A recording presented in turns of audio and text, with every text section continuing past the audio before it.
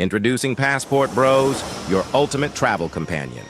Download the app for free and embark on a journey where your adventures not only become unforgettable memories, but also opportunities to earn. With Passport Bros, your travel content is more than just photos and videos. It's your ticket to a fully monetizable network of like-minded adventurers. Imagine making money from your travel stories. Post videos, share your experiences, and let the world be a part of your journey. But that's not all. Connect with travelers from around the globe, join co-ed groups, and make lasting friendships, perhaps even with foreign women who share your passion for exploration. And here's the best part. Store your earnings securely in your Passport Bros wallet. No hassle, no worries. Just seamless transactions wherever your travels take you. Looking for the best local experiences? Passport Bros has got you covered. Get personalized recommendations for tour guides, rentals, and the hottest clubs in town. Did we mention the app is absolutely free to download? That's right. Your passport to a world of adventure is just a click away. And here's the cherry on top. With Passport Bros, you can make money while exploring new places. Turn your passion for travel into a source of income, right from your mobile device. So what are you waiting for? Download Passport Bros now, share your journey, connect with fellow explorers, and let the adventure begin. Download now on the App Store and Google Play.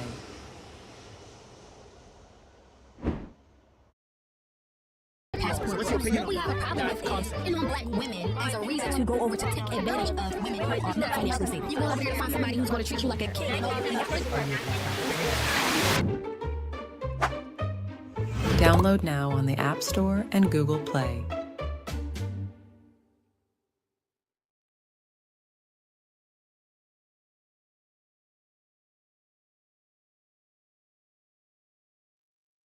All right, family. We are live.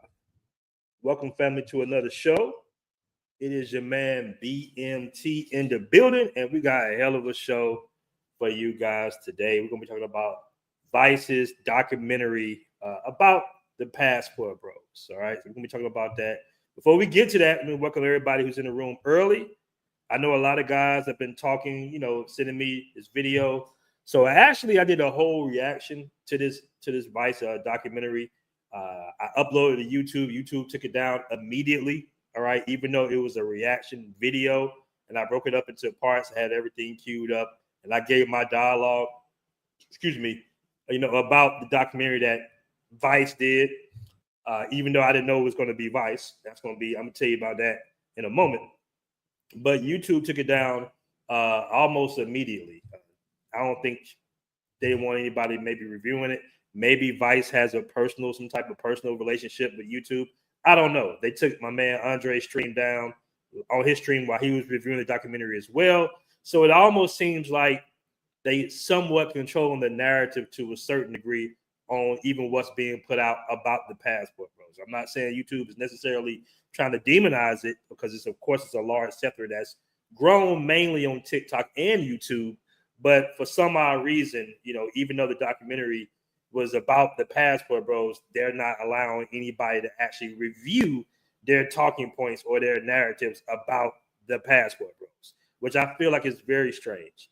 But, we're going to try to scroll through the video lightly. I'm going to do my dialogue, and I'm going to just talk on specific sections of the documentary. I can't really play the documentary or any audio within the documentary, but I'm going to give you the breakdown of each thing that was happening section by section within this Vice documentary. All right.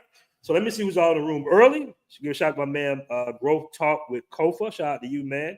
Yeah, they did stop Dre's live stream for copyright. Yeah, they sure did. Shout out my man, Kevin Johnson, in the building. He says, I'm here first. Shout out to you, Kevin, in the building. We got, Cornell, the documentary was what we say in the hood, straight booty. All right. It was whack as hell. Definitely misinformed. Now, interesting enough, let me be very clear in this. I was contacted about this documentary. I was actually supposed to be in this documentary. I actually had an interview with one of the producers of the documentary, and I come from that background of media production and everything. So we had I think we had like 2 conversations. It was like a meeting conversation over the phone, and then we talked more in detail with what they call like a skeleton interview, and they really wanted me to be somewhat a part of this project, but I declined. All right, and I declined for a specific reason. I'm gonna show you why I declined. I really want to go more in details and show you different parts because I really broke it down. But like I said, YouTube took it down right away. They blocked it as soon as I uploaded it, even though it was a reaction video, and I have everything broken up in sections with dialogue. That should be allowed by YouTube for whatever reason. Like I said, Vice must have some type of relationship with YouTube, of course. So that's why they're not letting anybody review this project. Regardless, like I said before, in this live, I'm gonna kind of break it down section by section, but I had everything queued up so greatly. So if you do want to see that reaction video, it is on the Passportbros app. I uploaded it today. So if you want to see the whole reaction video, in one piece, you can download the Passportbros app if you already don't have that app. What up, DT247? What's good with you? What up with Travis in the building? What's up? What's good? What's good? Somebody just posted in the group on the Passportbros app about that little lounge that me and you be going to in San Domingo. Shout out to Wonderful Travelers. Shout out to Eric DeReed. All right. Yeah. We're gonna get to it. We're gonna get into the mix. Like I said, I can't really play the video, and I can't play any audio of the video because they really, cranking down on, I guess, the copyright thing. Although I've had guys take my whole entire live streams, didn't even really review the live stream, just literally take whole entire live streams that I've done, and I've tried to get them live streams taken down. All right. And YouTube said, hey, we can't do anything about it. It's fair use. That's very interesting that they kind of get to pick and choose who can do fair use and who can't. All right. All right. So, let me talk about it. I'm talking about that. Passport villain says, so they were looking for a certain traveler to fit a narrative. All right. What up, Ronan? So basically, guys, I was approached about this so-called documentary. I did not know what's Vice. I know production houses like to play a lot of games. And sometimes they don't even know who exactly they're going to distribute the content to. It's probably going to be to several other platforms. They did like a 2-piece though, right? So they did something earlier, and she told me that she worked, for projects like BBC and all that. The production house was out of the UK. So even though we had a pretty decent interview as far as, a skeleton interview that was not going to be recorded, and I told her what my definition of a passport bro was, none of this was in the documentary.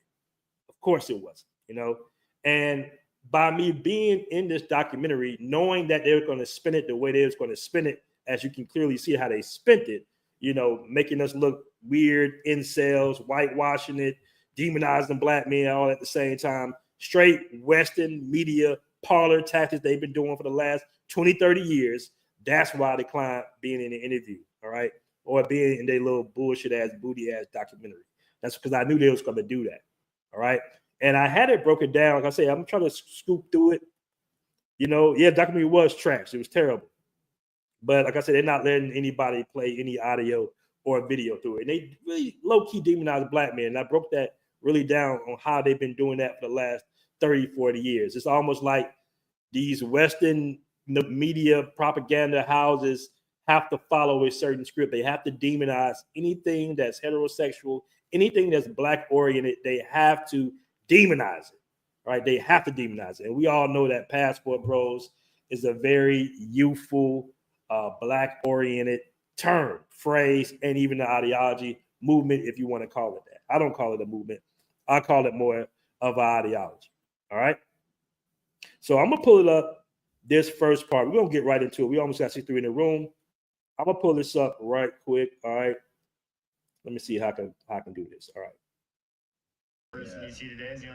Let me stop it right there. Why are American men moving to Colombia? Some guy named Jamal Maddox. Now, the interviewer was very condescending the whole entire documentary. He didn't even give it a fair spin. And this is like very irresponsible journalism by Vice. This is what Vice does. All right. They do clickbait, one-sided journalism. All right. when you are really investigating a so-called fringe group, is what they call us, you should try to have a balance on both sides and not be too judgmental on who you're interviewing.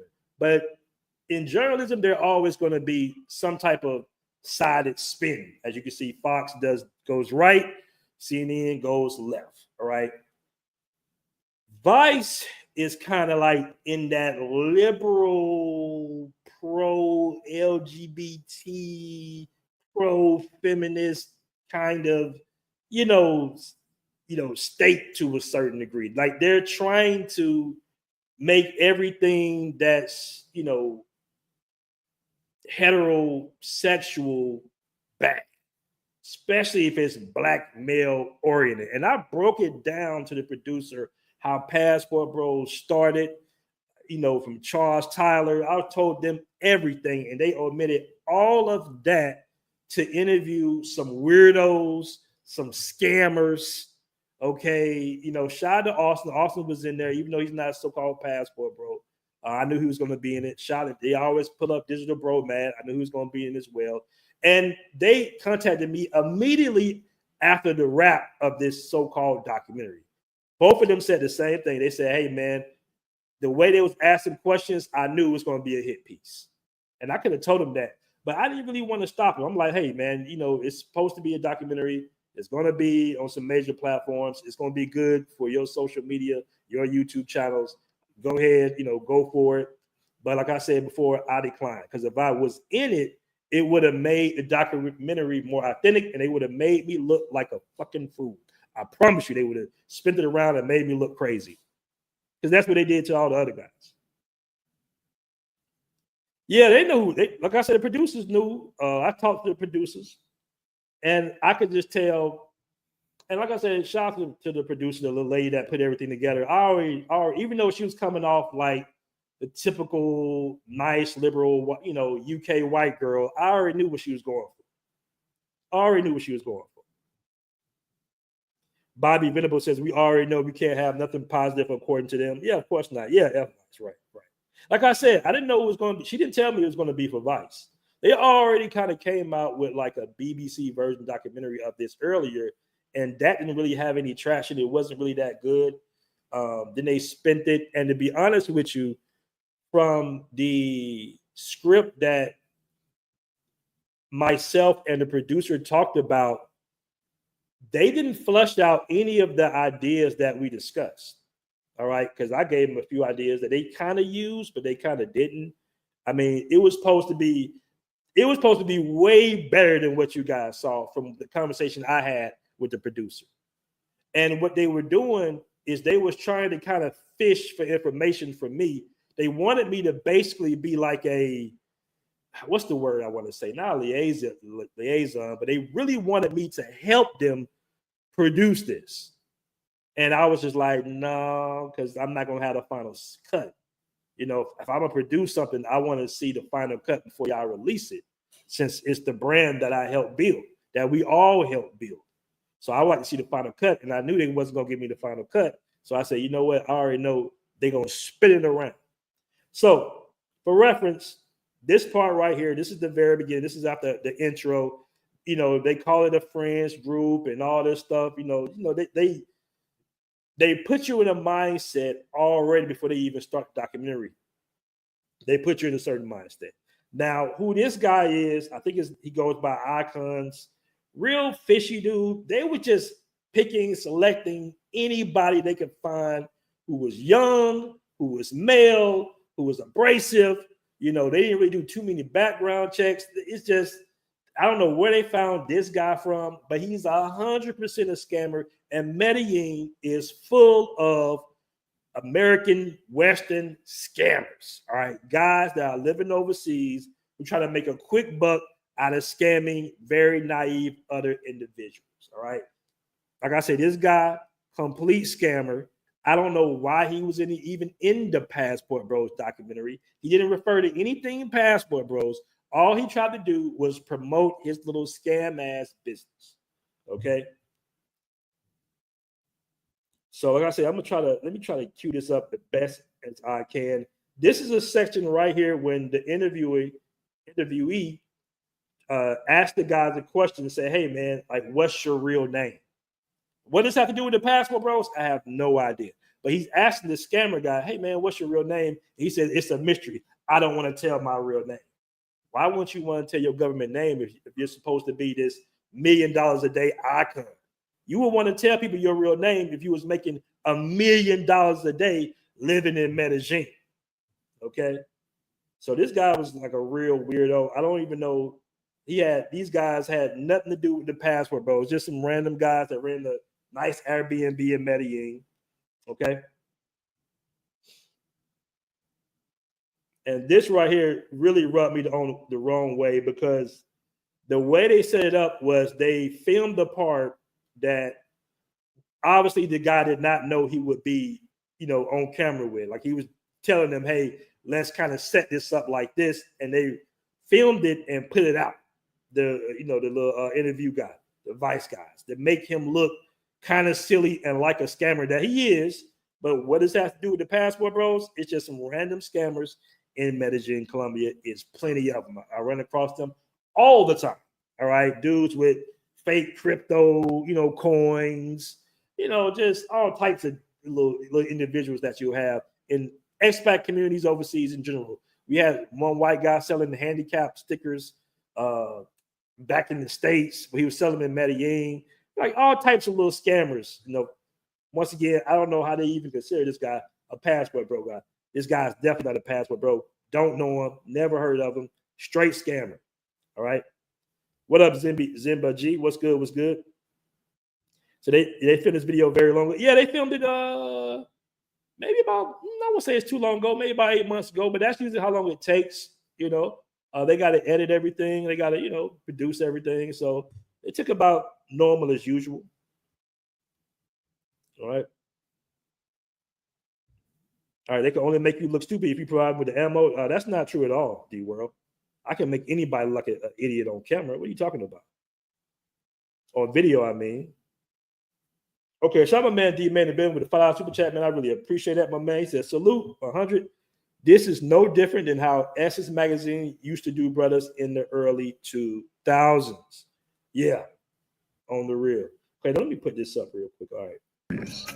Like I said, I cannot play the entire video. That's me doing a reaction to it. Now, for some reason, they go up into some rooftop with a bunch of random white dudes. And, the guy talking about Medellin had the most beautiful women in the world, but also the most dangerous. We talk about that all the time. This guy pretty much got scopolamine, got drugged, and he got a standing ovation for whatever reason from the guys about him getting drugged and robbed of all his things. And they told me they wanted to do a sector about the scopolamine. They was familiar about the scopolamine. And I gave them the idea. I said, hey, it's easy to interview some girls, even though in every piece they find these women that are so-called drugging, local or drugging foreigners, basically, so-called Passport Bros. And they did the same thing that every other documentary has done, interview these. I think they just pick random females and just pay them to act like they be drugging dudes and stuff, and how they set dudes up personally. All right.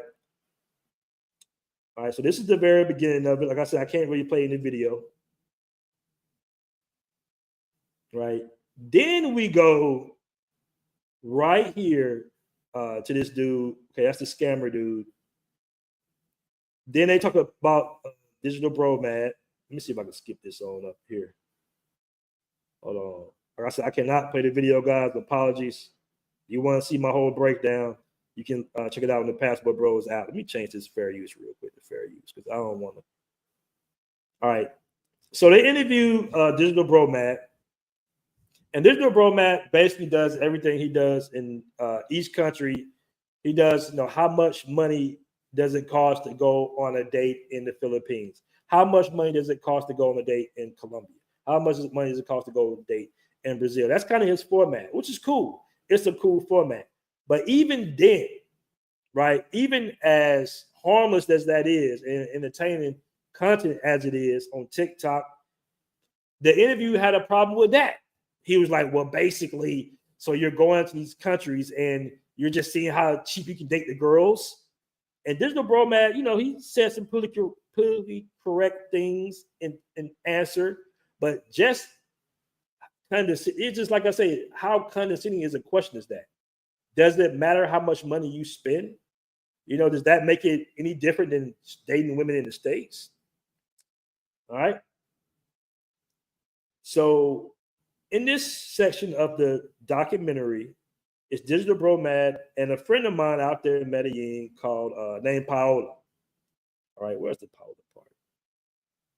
All right. So Paola is pretty known. You know, I've rented apartments. Paola, she's a businesswoman, and they did like this little, kind of like this video of, you know, how cheap things are to date in Medellin. Now Paola threw a shot, and that's what she does. She's throwing shots even on my show at the so-called, you know, Passport Bros. And basically, she said that they didn't catch it because Paola, she speaks English really well, but they didn't catch what she tried to say. And I really wish I could play this part. It's really hard to kind of, you know, talk about documentary and not be able to play any section of the documentary. I'm only literally going through sections with the pictures. All right. But that's Paola right there. Hold on. And they're eating right here. And you had an interview across from them. And Digital Bromad is basically explaining to them, you know, his concept of Passport Bros and, you know, dating, you know, for a cheaper cost overseas and dating in the States. And then Paola says, and this is kind of set up by the interviewer, she says the guys are coming over here to these third world countries thinking the women trying to take advantage of the women. Even though she said adventure, she meant to say advantage of the women. All right. So that was kind of like a little sketchy. I'm like, why would you say that? How are you taking advantage of the women because of the prices of the cost of living and the prices it costs in Medellin? How are you taking advantage? If the prices are the prices, the prices are the prices. All right. We can't help that. We are going through inflation in America, and it's cheaper to date in Colombia than it is in the United States. The average date in the United States costs like $150, $200. So what if it costs cheaper? Everything is cheaper. All right. The American dollar is stronger in South America. So things are going to be cheap because of that. And we've been saying that, take advantage of the exchange rate for the longest in the Passport Bro community. We've been saying that. That's in general. Now, Medellin has recently gotten pretty expensive, actually. All right. When I visited Medellin last time, well, not really visited, I was actually there for about 8 months. I saw that the prices had been jacked up almost everywhere. They got taxes on, you know, bills, food bills, and checks. They got all types of stuff. So it's becoming, you know, not as expensive to the States, but it, you know, it still can be a little, you know, you can still easily spend almost $50 to $100 now and like poblado and stuff like that. We take a lady out. All right. But yeah, that was her little sector. And she's been in a few pieces.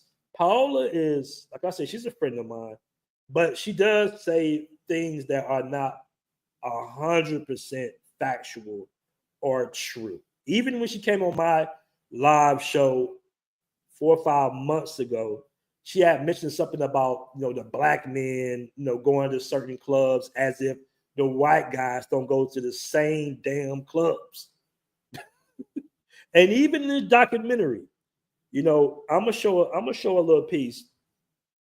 All right. But let me get to Sam Speaks before I do that. I'm gonna show you how they demonize the brothers real in a second.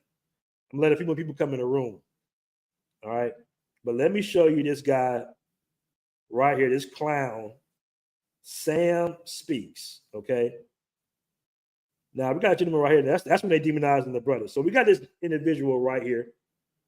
All right. That's the interview right there on the left. That's Mr. The Dating Coach Sam Speaks. And some weirdo dude, I'm going to call the man a weirdo. I think his intentions were honorable. Some guys feel like they need dating coaches in Medellin, Colombia. That's right. And I warned dudes back in the day. I said, these dating coaches are going to try to infiltrate this Passport Bro shit. And that's exactly what they did.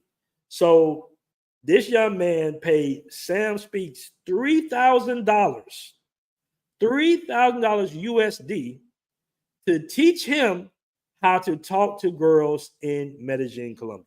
That's right. He suckered a dude. Straight suckers. This guy's supposedly a dating coach. He does speak Spanish. I think he lives in Spain or something. But dudes, we all know you do not need a dating coach overseas. You don't need a dating coach in general, in my opinion. But you 100% do not need a dating coach in Medellin, Colombia. Why this guy paid this dude $3,000 to teach him how to talk to girls in Medellin is beyond me. Don't understand it. All right.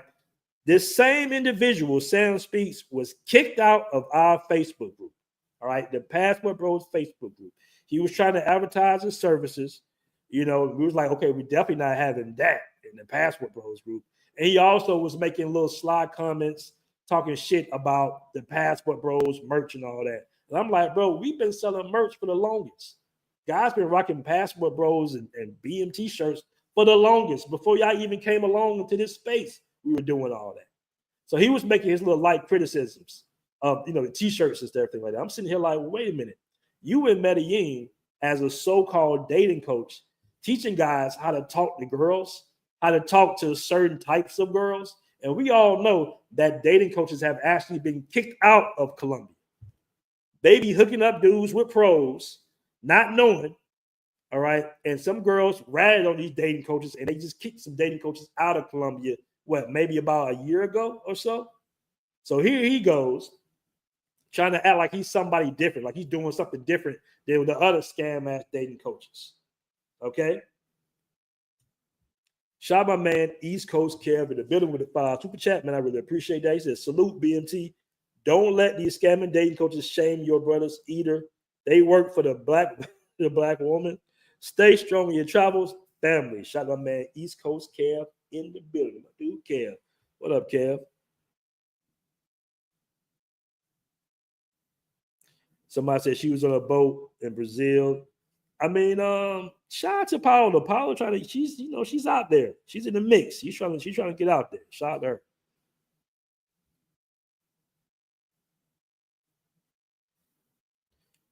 If you try to do an interview like this, know they're going to ask loaded questions. If you're not media savvy enough, yeah. Listen, even when she was interviewing me, let me pull this back up real quick. Even when she was interviewing me, I already knew. Even though I told her all the information, I told her about Andre from Love Crossing Borders. I told her about, I told her that Passportbros was bigger than just Colombia. I said, listen, we got guys in Brazil, Thailand, all over the world, Cambodia, my man in China, Kazakhstan. It's like this is a worldwide thing. It's bigger than this Medellin. All right. And I told him that. And I told him the whole history. And that's probably why they wanted me to be in it. But I said, you know what? I already know. And like I said before, early in the stream, Austin hit me up and Digital Bromad hit me up right after they finished filming. And they said, hey, man, this wasn't a good look. They weren't really being apologetic about it because I was like, okay, at least you're going to be out in the documentary. But they knew, oh, man, this is they asking weird questions. They doing this, doing that. We see the outcome. Right. A pickup artist, not a passport, bro. Right. Cornell says $3,000 to get a dating coach to run cold approach game in Provenza. It's wild work when Pacayeres is right next door. Right. Medellin is cooked, fellas. Well, maybe I wouldn't say Medellin is cooked. Medellin just came in number 5 for one of the best cities to date in the world. I think Bangkok was number 9. Medellin was number 5. And there was some other cities, on the list as well. You just got to get outside the tourist spots, and I think you'll be fine. Medellin, Antioquia it's fairly big. So if you go to different little spots and you know some Spanish, you'll do pretty good in Medellin. All right. So shout out to my man, Wonderful Travel 10 super chat once again. Yo, BMT, are you shadow banned? I'm confused as how you are one of the most integral persons to the Passport movement, but only have 27,000 subs. Shocking to me too, bro. I don't know. People ask me that all the time. I don't know. I'm not sure. But it is important for us to start to invest in separate platforms outside of the major platforms like YouTube. All right. I know a lot of guys have Patreon, but all the dope content you want to see is really on the app. That's where the Passport Bros at. We doing content. You know, like I said, I did a reaction video. I took it down off YouTube. I put it right on the Passport Bros app because it's important for us to have our own community because they really did something on this documentary, man. They really kind of tried to paint a picture. They really tried to paint a picture of the Passport Bros movement being incel, chauvinistic based. All right. And that's all they pretty much interviewed. They had one little dude in there at the end that was so cringe, man. This dude, I don't know where they found this dude. It's almost like, did they tell him to say this shit on camera?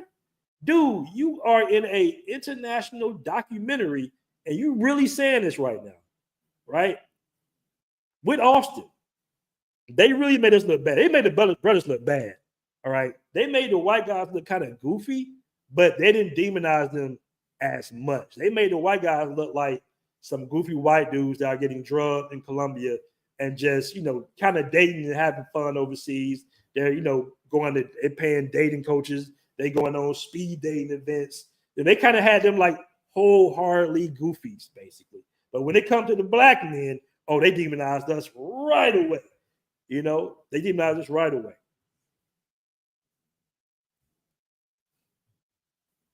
Dating coach, who the fuck think they is a good idea? Apparently, Sam Speaks does. All right, let's get back to it. Hold on. Where we at? Okay. All right, so that's your man, Sam Speaks. All right, scamming some dude out of $3,000. Now, the setup here was so serious. They set the brothers up so bad. So Sam Speaks right now is speaking to the interviewee about weekend warriors. All right, he's talking about weekend warriors, and he's basically saying, now Sam didn't set this up. All right, I'm not gonna say put that narrative on him. He didn't set this up at all. The editor and the producer set this up purposely. Okay, so right here he's talking about the weekend warriors. And they focus on 3-4 brothers in the park, in Parque Ayers. You see the lady in red right here looking all nice and juicy right there. And they start talking about ex-tourism. All right. They're talking about Medellin is being overrun. Then they show the brothers right there. Now you see the white guys right there too. But you can see the brothers are like in the middle of the screen, dressed in all black with the lady in red on the right. They chose that clip purposely. Right. Now, like I said, I can't really play it, but let me scoot up a little bit more. Hold on, family. Let me scoot up a little bit more. Then they go to the creep cam. They go right to the creep cams, and you hear a black voice. I think that's either Keith or one of them creep cam dudes, okay? All right, you already kind of can know what they're talking about when you see these little clips right here. So you see the black imagery of the black guys in Parque Ayers. Then you see the girls, you hear the black voice with the creep cam, and then you see the women in Colombia. So they in some little rinky-dink club right here. All right, then they got this little wild dude. But I want you to see this real quick. This is how Western media demonizes us right here. Look. They show the sign "No to ex-tourists," right? They show that sign and they say Passport Bros are even getting ran out of countries. The very next clip. Look what they show. The very next clip, after they show this clip, they show your man Austin Holloman right there. All right? They show Austin right after that. So you see Parque Ayers, black guys saying, Medellin's been overran by these weekend warriors. Boom. Creep cameras. Boom. They want to say next, no to ex-tourism. Boom. And then they say they're even getting ran out of these countries like, boom, Austin Holloman. Just like that, they demonized this family. Just like that. They got the brothers that actually spawned the movement, coined the phrase. I coined the phrase Passport Bros in like late 2020, something like that. Right? They didn't even say how it was started. They didn't go into the history. They didn't tell nobody about the veterans, traveling overseas and having a sense of freedom. Black men trying to escape, racism, all the isms of the West. They going overseas, starting businesses. They didn't cover none of that. Even though I told her all this shit. Even though I explained everything to her. I mentioned Andre being married. I mentioned the brothers getting married, not wanting to date in the West, traditional values. They mentioned it here and there. Some of these talking points, they kind of mentioned it to a certain degree, but they made sure they did not cover it. All right. So here we go with Austin. Now, Austin probably didn't know of this setup. All right. He said it's controversial. Now, even though Austin disassociated himself with the Passport Bros, they did a close up on his tattoo right there, as you guys can see. All right. Now, let's go here.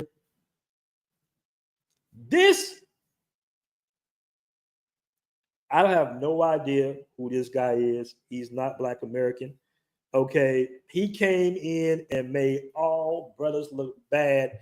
I mean, Jay Rello ain't got nothing on this dude right here. I don't know who this goofy is. He's an Austin Holloman fan, apparently, right? And he was just talking about, I don't know what possessed this guy to say these type of things, all right, on an international documentary being filmed. Don't know. But basically he comes on, all right, and he fits the narrative that they're trying to put on the brothers, all right, the Black Passport Bros. And he says all this cringe. I wish I could play the little clip of what he said, but in a nutshell, just to sum everything up, he says, hey, man, I like coming out here to Medellin. I tell the girls what they want to hear. And, after I get what I want from them, I just block them. Right? What the hell would possess you to say that when you're being filmed? I think maybe the producers had this guy set up because we spoke about filming a guy, a Passport Bro, from the airport throughout his whole journey, through his time in Colombia. That's what we talked about. They didn't really flush it out. They kind of did little bits and pieces, but I don't know if this was the guy they were supposed to be following, or they just met this random guy while they was walking somewhere and said, hey, you want to meet Austin Holloman? Come and meet Austin Holloman. All right. And I think Austin tried to kind of clean up a little bit, but he wasn't, Austin kind of young. He wasn't aware how bad this actually looks. Okay. Especially when you're speaking on the women of another culture, man. How dumb and idiotic can you be? Not Austin, this guy. Austin kind of co-signed it to a certain degree, which he shouldn't have done. But this dude right here, he just made shit look really bad, right? When they see this, they're going to be like, yeah, okay, the white guys are cool, but the black guy, look what the black guy, even though the white guy's doing the same exact shit. And we all know that they be getting all types of trouble, not only in Medellin, overseas in general.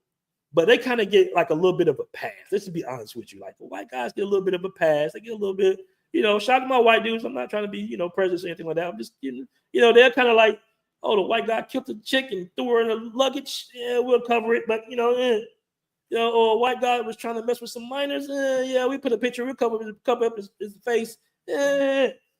Black guy do something though. Oh, shit. It's all over the news out there. It's all over the news out there. Vertex TV says make a kind of documentary. You're absolutely right. You're absolutely right. All right. But yeah, this dude here, I have no idea. No media training whatsoever.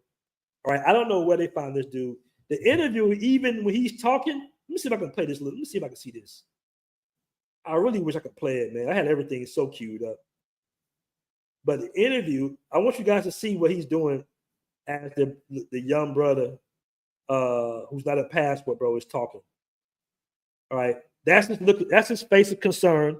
He had these faces throughout the whole documentary. Okay. Let me see if I can see his little reaction real quick.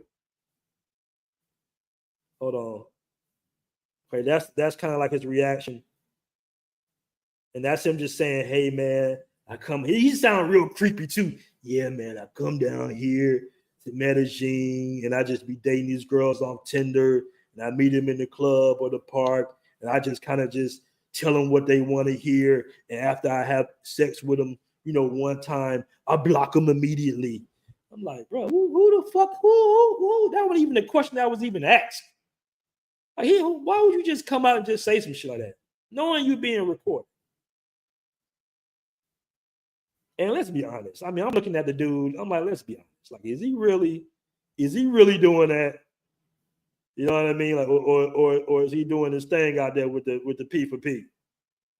He seems to be more of a P for P guy from what I can see.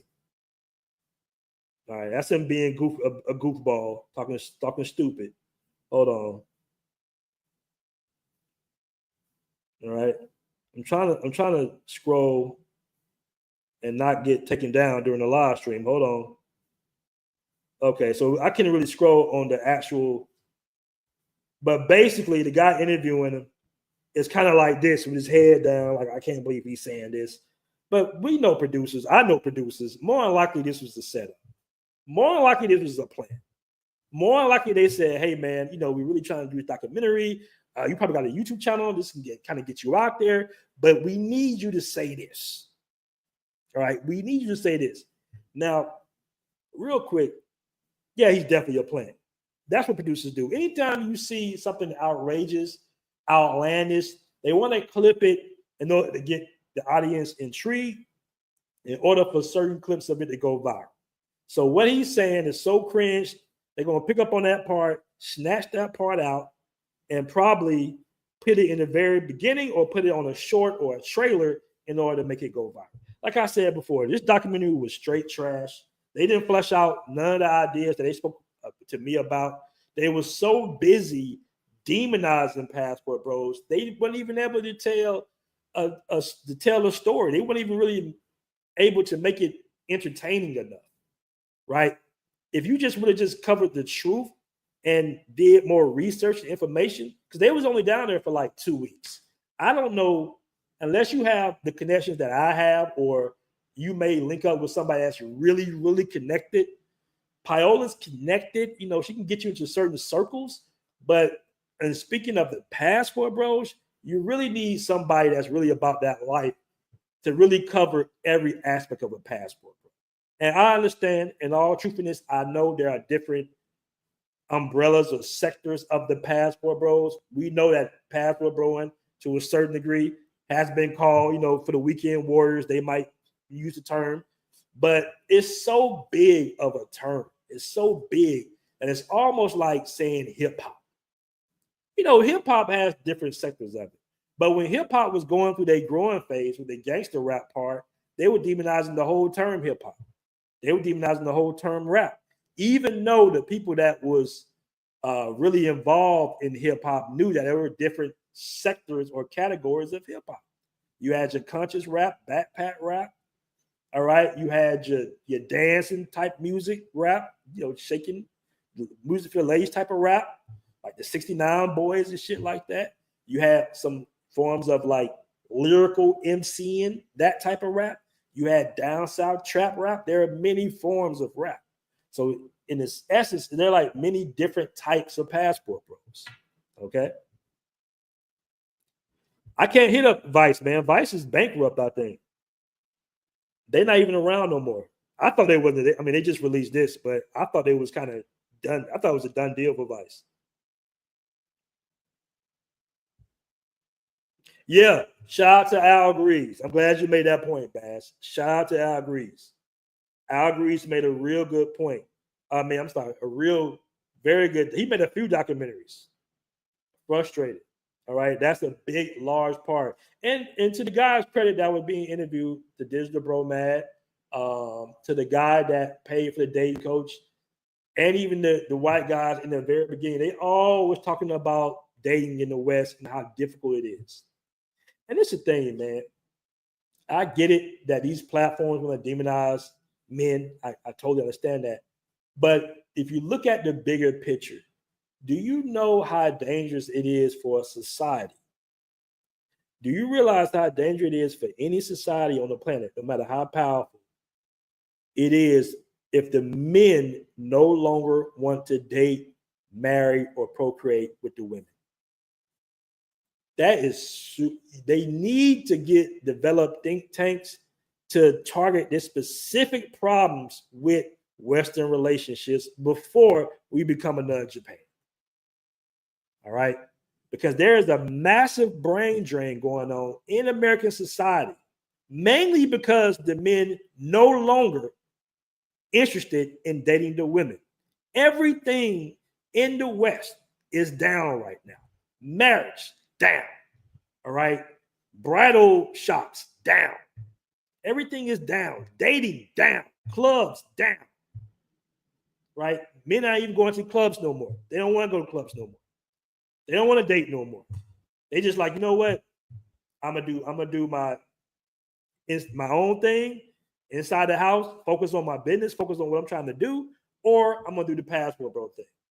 But as far as this in general, a lot of guys are opting out as soon as they pick up on the passport bro ideology. So instead of demonizing the passport bros, you might want to look into why are guys becoming passport bros. This documentary should have been called Why Men Are Becoming Passport Bros.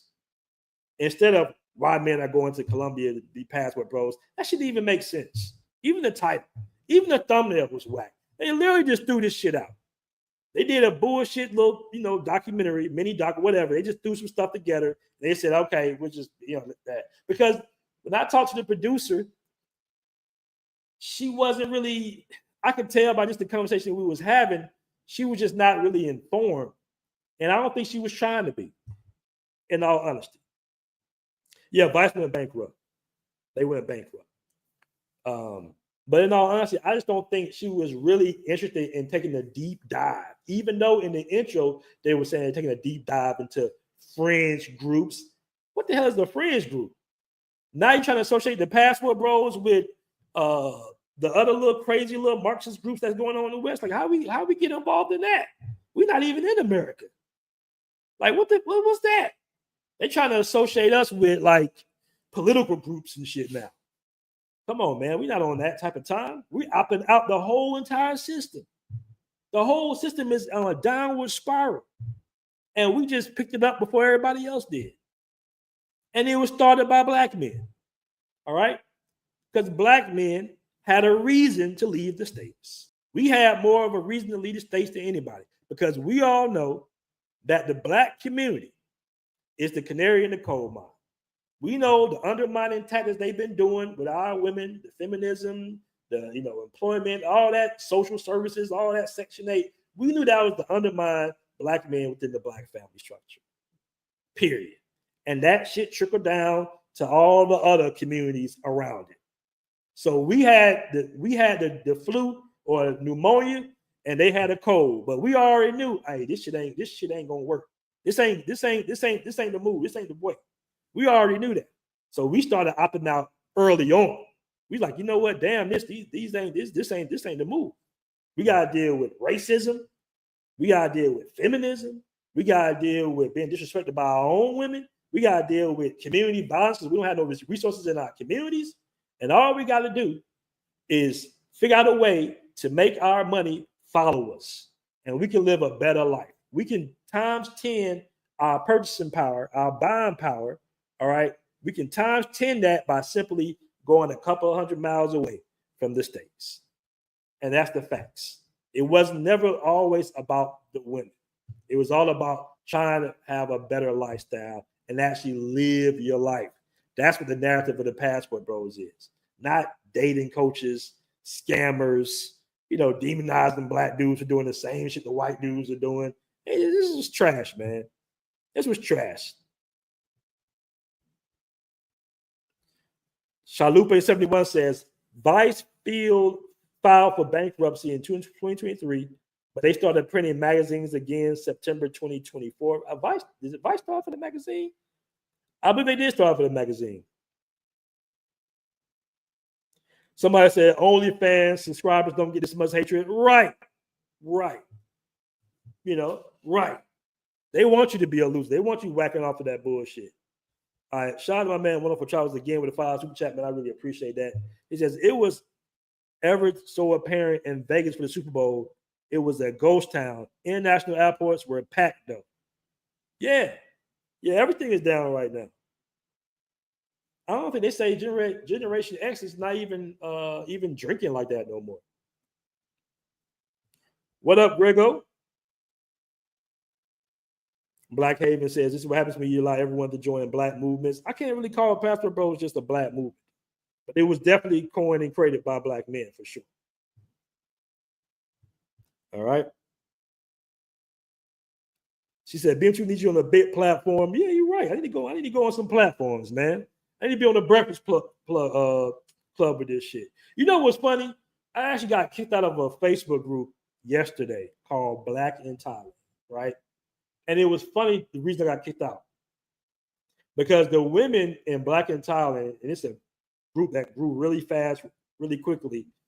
And the black women were saying things like, hey, I'm thinking like this is a lot of Passport Bros in this group. And Passport Bros are this and Passport Bros are that. And I'm like, well, wait a minute. We talking about Black in Thailand. What the Passport Bros got to do with that? I understand this is a co-ed group. Nobody's even mentioning the Passport Bros, but the women kept mentioning Passport Bros, asking, are you a Passport Bro? Are you a Passport Bro? And I'm like, yeah, I am a Passport Bro. So what? So what? And, well, you do this and you do that, and you over there doing this. I'm like, man, get the hell out of here. All right, shout out my man, Ray's Introspection and Travel. Let me say that again. Roy's Introspection and Travel. RIAT. Shout out to you for $20 super chat. They can cry all they want. These traveling men are free men. No amount of their crying will stop an ideology. They can try to stain us all with the sex X tourism, but it won't work. We know their agenda. Keep up the good work, bro. Shout out to you, Roy's Introspection and Travel, man. I really appreciate that. All right. Right, Iman Perry. Yes, I am. Yes, I am. Exactly. Man, it's been so many passport sis fails. You know, I was trying to just keep it real with the people in the group. They kicked me out of the group, but I was just keeping it real. They were saying some dumb shit in that group, man. They were saying all types of dumb. All right, but back documentary though. So basically, we're getting towards the end of the documentary, and it wasn't even that long. It wasn't even, I think it wasn't even an hour. It might have been like, what, maybe a 30, 35-minute documentary or something, so-called. And at the end, to do insult to injury, the guy that paid the dating coach $3,000, the interviewer was saying, hey, man, when you find your wife, email me. And the interview starts walking off, and the guy says to him, this guy right here, he basically says to him, hey, man, I'm just going to DM you. And the interviewer says, don't do that. Don't contact me. After say that this guy's just such a trash individual for dating overseas that he don't even want to be contacted to him. I mean, the interview was the guy interviewing this, the Jay Malik's guy, whoever he was, terrible interview. And I'm not saying that because he was making all these faces and asking these condescending questions. It's just that they might have should have had a female do this. All right, because at least with a female, it'll make sense for her to be uncomfortable to a certain degree about the so-called movement. But with a guy doing it, it just doesn't seem genuine because the men are very logical in what they're saying. As a matter of fact, at one part of the documentary, he asked the Bromad, what does your mother think about this? A grown-ass man. He asked a grown-ass man, so what does your mom think about this being a passport bro? What kind of childish question is that? This man is almost 30-some years old. Why would you ask him what his mom thinks about being a passport bro? And shout out to Digital Bromad. Digital Bromad, he probably don't have media training, but he knows when somebody's trying to set him up. And you know what he said? He said, oh, my mom loves it. My mom told me don't date no women in America because my mom's Latina. And she said the women in America don't care about you. They just want your money. He's, that kind of just shut the interview up. He's like, oh, what your mom said about it? Yeah. Moms actually support Passport Bros because they have sons. And they don't want their sons being miserable. They don't want their sons being on child support. They don't want their sons paying alimony. They don't want their sons losing everything they work for. just for some female to run off with some other dude. All right. So yeah, mom's going to support the passport, but my mom supports me. She supports this movement. She's like, yeah, she understands it. The moms are a generation older than these new women. The moms understand. They like, yo, we got sons. We don't want our sons to be with no bullshit ass woman. That's the most important decision you will ever make in your life, is who you're going to end up being with for the rest of your life. That's nothing to play with. Somebody said, all right, man. But yeah, that's pretty much the basics. Like I said before, man, guys, if you want to see my no holds barred review of this, definitely you download the app and see my reaction video. I'm going to go ahead and drop a link. If you watch the interview, all right, if you watch the documentary, let me know what your guys thought. Maybe just my opinion. I want to hear some of your opinions.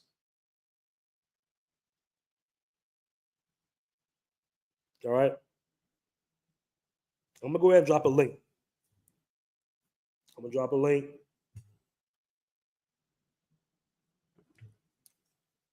Let me see who wants to pull up.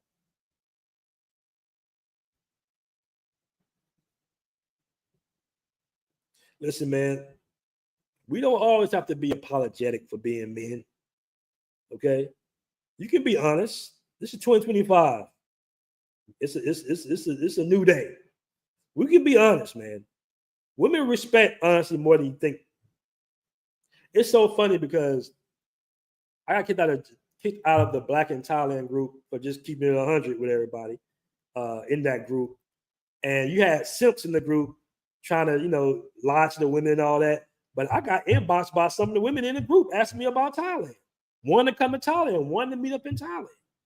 That's the thing about simps and guys that be pandering to women. They don't understand that it's okay to be a little, not necessarily abrasive, but just be a man about standing on what you're standing on. You don't got to always be lying and trying to finesse no damn women, especially the sisters. Just keep it real. Women appreciate that, especially from an older guy. You can't really fool it, man. It's on you. Women can recognize it on you when you get older. If you're a stand-up dude, if you're a masculine male, just be who you are. Yeah, they kicked me out the group. Hold on, let me drop the link again.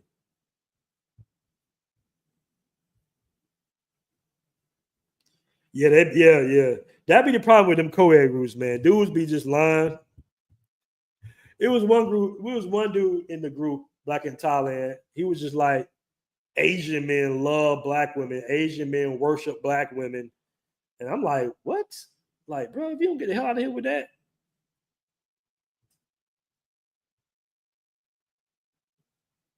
Right.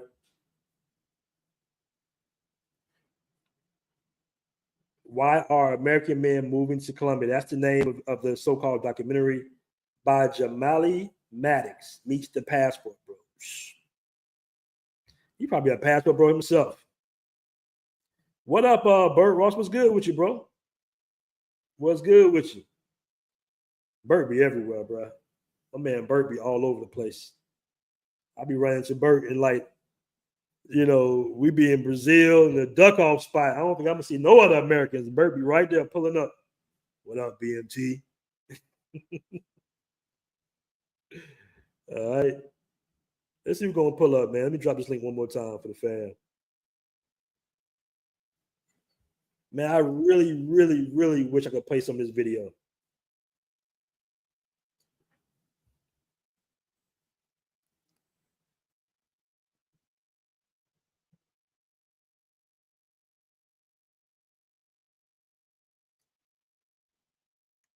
Let me get some of these comments.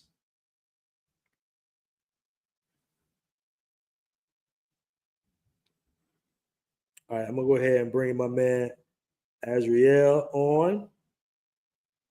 Let me unmute your mic. Hold on. Hey man, what's going on? Bro? Chilling, man. Yo, I'm listening. I'm about 12 minutes behind, but I was put in the chat. I was like, don't you find it interesting that they were in Colombia, but they couldn't They couldn't interview Andre and Andrea. Like it was no objective kind of narrative. There was no, okay, we're gonna compare or juxtapose our viewpoint to a devil advocate's viewpoint, right? Like there was no pros and cons. They never measured it against it. It was, oh, we're gonna passively act like this is a documentary, but it's basically like we're gonna show all the gutter and the negative part aspects of the movie. I've never seen that guy with the slit in his eyebrow. I've never seen him before, and I made sure I put that in the comment section. And I never seen the other. Sam Speaks. Which guy? Yeah, Sam. Oh, the one with the like he got like orange hair or something like that. Yeah, that's the dating coach. I've never like how are you gonna put a dating coach and be like they're the Passport Bros? Right. Like Bloods and Crips, bro. Yeah, it's like totally the Democrats things. and Republicans, like that's sworn enemy number one. We don't mess with Passport. We don't mess with dating coaches at all. At all. Like all, bro. We are the antithesis of a dating coach. So why would you have them in there unless you want to group them all together to make everyone look sleazy, like they're a bunch of scam artists that just nested in this particular part. And they didn't even, like I said, I don't know if I mentioned this before, but they didn't introduce Andrea first. They didn't introduce other people. And they knew about him because I told them about him. And you know what they probably did? They probably looked up the thing and said, oh no, this will put him in a good light. We can't use him. Facts. I know that's what happened. Andre well put together. Can you imagine if they put him? They what they're trying to do, and I agree with you about the YouTube thing. And I always look at YouTube sideways, regardless if Trump is in office or not. Right? They got their sleazy ways about them. I'll say that. I don't want to, damage your channel, but imagine you put up. There's especially with a lot of men, whether it's a lot of white divorced men, and there's a lot of black men that have never been married before. Only 46% of black men even have kids. Imagine you put up on Vice, because still Vice did go out of business, but it's still relatively like popular. You put up a black dude that has his stuff in order together, and then you have him with a fine Latina woman that's younger than him. That's a no-no. They could never do that, because then it will make dudes be like, hold up, I'm here in my 40s and it's difficult to just date women my age. And then when I do date someone younger, I get not necessarily criminalized, but shamed. I get shamed for dating a woman that's younger than me. But in this culture, it's okay as long as you got your stuff together. Oh no. They could never do that, because then you'll just be seeing even more middle-class black dudes that have disposable income and that are close to retirement. They would just be like, boom. They're trying to do damage control, but people that see it gonna see it, because a lot of those people I've never seen before in my life. Even the other dude that kind of looked like I don't want to say it, but he looks like the little dude at the end. Yeah, like this, like I'm looking like I'm the captain now, head ass. Like hold on, my bad. Are you talking about the little dude that looked like he was on he looked like the Ethiopians robbing the plane or robbing the boat? Yeah, like I've never seen him before. I've never seen him. Bro, he might have been a plant. And that's and when he's talking, that's how the interview is reacting. He's like, I can't believe you saying that. I'm like, well, who is this guy? Man. And I find it interesting, did they even put up their YouTube channels? I don't know anybody outside of Austin and the other guy, because he's from he does the stuff with the Philippines, I believe, right? Yeah, but long story short, man, what you absolutely right. I jumped in when you were talking about, look, they just put out a news report, and I hate this genuineness of people acting like they're so shocked. They're like 45% of men 18 to 25. You can't say that as young as like guys my age, because I'll be 31 in July. You can't say it's like old. Maybe I don't know. Say we're about kind of like millennials. I'm a younger millennial. You're an older millennial. But they can't say, okay, it's guys in their 40s, 50s that are disgruntled. These are dudes that are college age. Half of your college age population of men don't want to deal with the woman. What does that tell you? That's a big problem. That's a huge problem. you're in your testosterone is raging at that. You're in that phase of your life where your testosterone is raging, and yet and still almost 50%. I know it's probably more. 50% of your men, they say, haven't even approached a woman. That's just in the entire life. And then they say what, like 63% of men from like 18 to like 30 haven't approached a woman in a year. Right? I think one study was like they haven't had sex in like a year or something, years Bruh, or something like that. Crazy. What does that tell you, guys? People underestimate even the passport move, but just the manosphere space in general. And I've seen people say, "Oh, you got to blame Fresh and Fit for that," and I busted out laughing. Like, it's like saying, "Oh, I have a conversation with the white supremacist," and it was like, "Oh, blame so and so for having the white supremacist on." Like, if the women think that way, what do you think is gonna make men gonna feel like, "Oh yeah, I definitely want to go out into this dating arena"? On top of the fact that we're dealing with inflation, right? If you're under 30 or even under 35, you dealt with the housing bubble. You know, it takes. It's like I was watching a documentary today. It was like it takes, in our grandparents' time, it took 2 or 3 years to afford a house. Now it's taking us close to 6 to 9 years. So you have a bad housing crisis, inflation. The women think they don't need you. Average woman or below average woman think they're above the men. You have a perfect storm, and they should be thanking the God above them. I shouldn't say this, that corn is readily available, because it's really just sedating a lot of dudes. That's what it really is. Guys are saying, okay, men are we do cost analysis. We say, okay, everything is expensive. Just taking out a girl is expensive. They don't want to go to quote unquote a cheese factory. And even though people say, oh no, that's online, no, stop it. Because I've seen my coworkers and I've seen my family members laugh and talk about they watch a Shira 7 video. So it's not just, people act as though internet is not real. Internet is not, yes, it's not the reality of every single thing, but it's a reflection of the times that we're living in. So when you say art imitates life, the internet is art, is what we see in our everyday life. So guys are saying, okay, you have housing crisis. I can't, even if I find a decent girl and try that, and then you're talking about the divorce laws.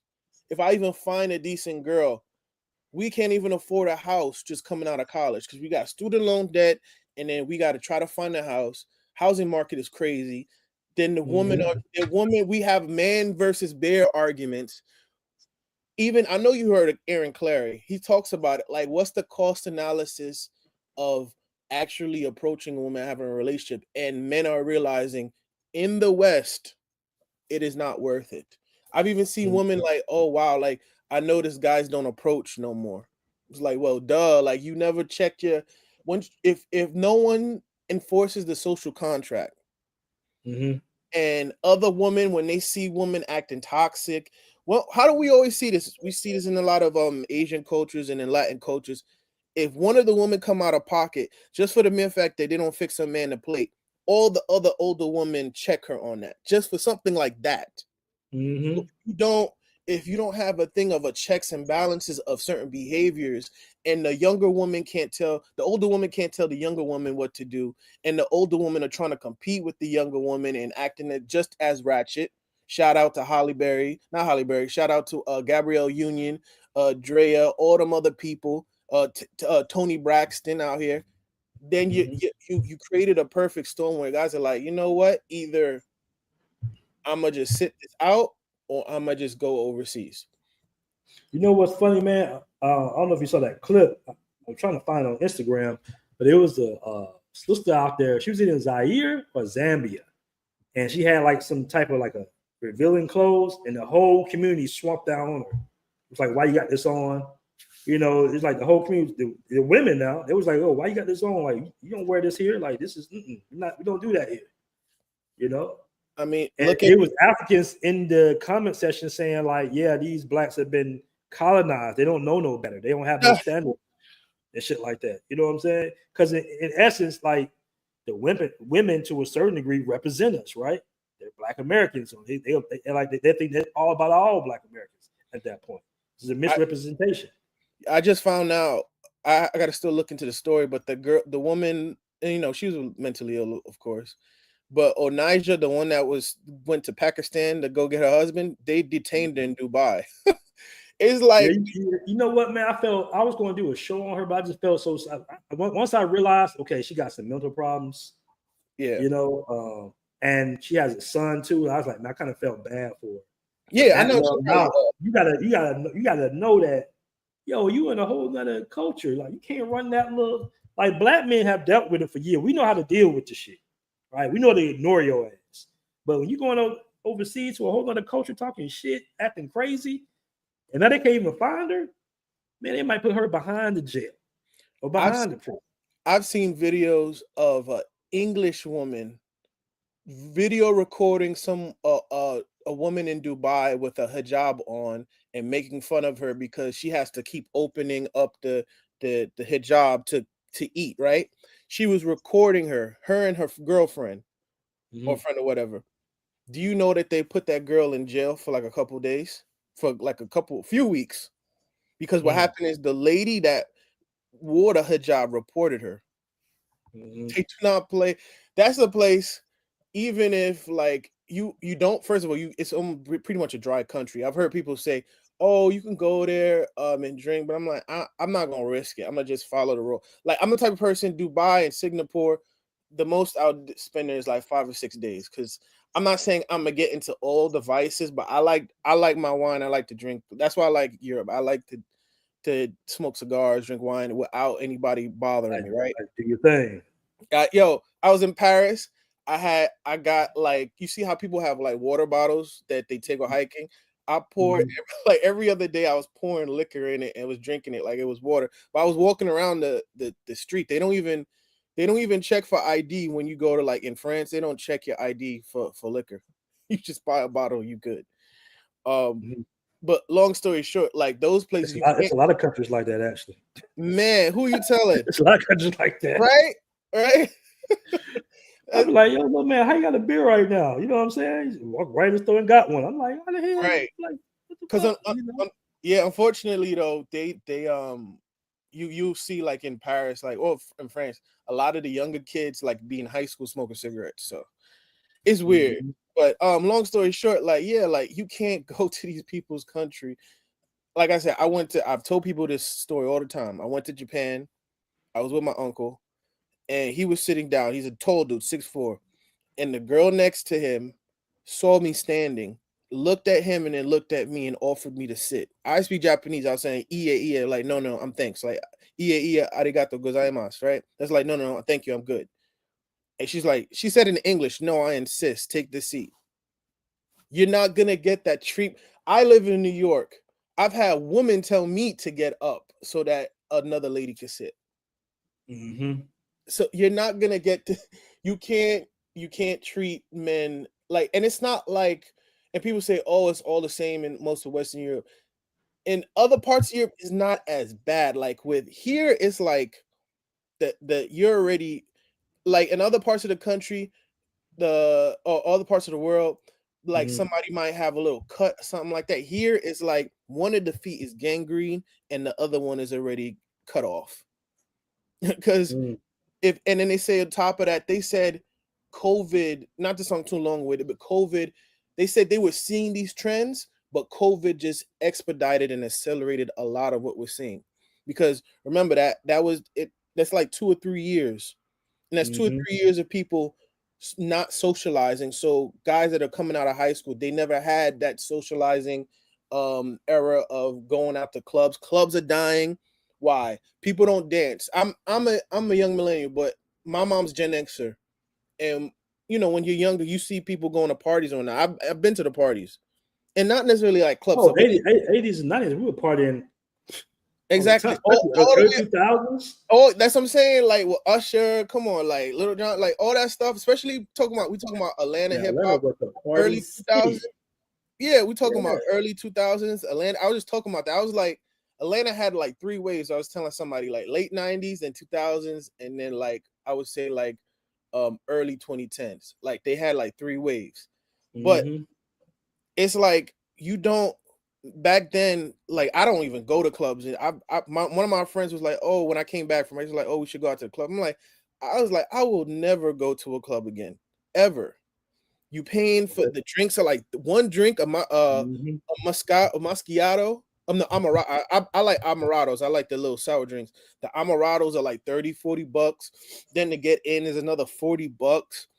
Let's say you run out of change. I went to this one spot for one of my homegirls, her birthday, like, and I ran out of money, and I went to go to the ATM. The ATM charged like $6-7, and I'm living in New York, so yeah, we're not paying for parking, but I can only imagine in other places you're paying for park. And then that was like almost around 10 years ago, like when we came out of high school. Now, what do people do? Anytime you see, look at your friend, for people in the chat, look at your friends' Instagrams. Anybody, you see a whole bunch of people dancing? No. VIP sections, everybody on their phone. All the girls dancing on each other like they carpet munching. I'm sorry, I don't want to, get your channel flag, but it looked like the girls are just dancing. Who like that? To me, that is so corny. Why would you? And people are like, oh, we don't come to the club for you, but then don't be mad that the guys are not approaching. You can't be mad that the guys are not approaching if even at the club, you don't have to give the dudes your number, but be like, hey, let's dance. That's like facts. people not That's even facts. dancing. Let me catch the super chat real quick about whatever the five super chat, man. I really appreciate that. It says BMT, do you have any concerns the Passport Bros are being represented by men traveling on donations, fundraisers, and emasculated by foreign women IRL in real life? No, man, I don't consider them guys to be Passport Bros at all. I just consider them to be just random dudes traveling. Exactly. At the same time, if their audience provides them, finances to travel, who am I to, say what they can do on their own channel? That's how I look at it. So, and brothers got to realize they don't represent the past. They don't represent us. That's just individual guys on YouTube doing their thing. And brothers got to realize too. And it's funny, I got the Passport app. I haven't. It's crazy. I've been so busy with other stuff, and I know you can. Shout out to you guys. People, you guys should definitely get that app. You can make money off of it. I just been a little lazy to like post up stuff because I went to Tokyo, San Francisco, Paris, like all of that in like the span of like 6 months. Long story short, though, when it comes to like people are like, oh, this person, this guy went to Australia and he was trying to meet a girl there. He got bit by a scorpion. Oh, he's a Passport Bro. Look what happens in Passport Bro. Like, bro, come on. Not every black man that goes somewhere and something unfortunately, God forbid, happens to him, that makes him, oh, now he's a Passport Bro. So now let's get this straight. Because of all the planes that are malfunctioning and all the haywire going on with the plane, you mean to tell me, let's say there's a bunch of people going to DR and then you find out 10 of them were black men. Oh, look at the Passport Bros. They got to watch out. They're going on bad plane. Like, come on. Like, you got to be, let's be real. Not every person. It don't mean just because you just so happen to be a black dude that, oh, now that you travel, oh, now you're a Passport. But like, I've been to a lot of places beyond Colombia and DR, which are the beautiful countries. And this funny thing is, too, people always say, oh, the men don't want you there. I live in New York. I work around a lot of Colombians and Dominicans, and they tell me, oh, you should go. You need to go here. You need to go there. They're telling you, oh, go to this spot, go boom, boom, boom, boom, boom. So they're not gatekeeping the woman. Like that's never an issue. Right. Shout out to Triple OG says, what up, BMT? I'm glad you turned him down, bro. That's why his brotherhood is so important. Yeah, I turned him down, man. I don't want to be in it. Shout out my man, Wonderful Travels. Early 90s with what's that? Rupert's and Frozen Paradise was a vibe. Mid to late 90s with 112. I remember 112. And I remember 112 with the players dwell. I remember Atlanta Live. We used to call it the Bounce, but yeah, Atlanta Live. Kaya Double. I don't know what's that? Kaya? That sounds familiar. Double Nickel Nina. I don't know what that is. Wonderful Travels. You got me with Double Nickel Nina. Nina. I don't know what that one is. But yeah, most definitely, man. Yeah. But what did you think about the documentary overall, bro? Like, what was your thoughts when you first? Did you just watch the whole thing, or? I didn't watch it. I was getting irritated. I watched some of it, but it was real sleazy. Like, I don't like how you're not gonna be objective about something, and you're making it so blatantly obvious. It's almost like you're trying to have confirmation bias towards. And I noticed another thing too. Why didn't they just interviewed? It's easier to interview young people, and I love Austin my bro, but it's if you're not gonna interview a range of people from different backgrounds, then it's kind of being disingenuous, and it comes off as like, okay, this is a frat bro thing. Why couldn't you go out of your way and look for people that were older, people that have residency there, people that were married, people that are retired, that go why is it that you just chose young people? Because young people, they might not have the restraint or the insight to see, okay, they shouldn't say this or they shouldn't say that, or this might look a certain way. And young people are still trying to figure it out, right? So my thing is it was very sleazy. I didn't like there's no range of people. And another thing too, I'll say this too. They really tried to. That's why I stopped watching it, because they try to make it as though, oh, white. And like I said, I don't have no issue with white dudes. I have a bunch of white friends from all over the world. But it's like they try to make it seem, oh, white dudes are doing it, but these Negroes, they doing a lot of sleazy stuff. They're telling girls, oh, I say this to them, and then just I lied to them. It's like, come on, dog. We gotta like they put the cover. It's like if you look in a book. On the front of the cover of the book, it's like white dudes having fun. But then when you look in the pictures inside of the book, it's like all the black men are doing deviant, degenerate stuff. It's like, right. Well, guys, it's been a good show, man. I appreciate you coming on, bro. I'm gonna go ahead and end the show. Thanks, man. Thanks for having me on. Yeah, man. Drop some content on the app too, bro. We in there heavy. For sure. All right, man. Peace. Well, guys, let me know your thoughts. I believe that we need to control our own narrative. We definitely need to come out with our own Passport Bro documentary that'll be well produced, and I'll definitely be involved in that, so we can create a balance, or produce a balanced project that covers every aspect of the Passport Bros, from the positive, even some of the negative. All right. So thanks again for tuning in. We out. Peace.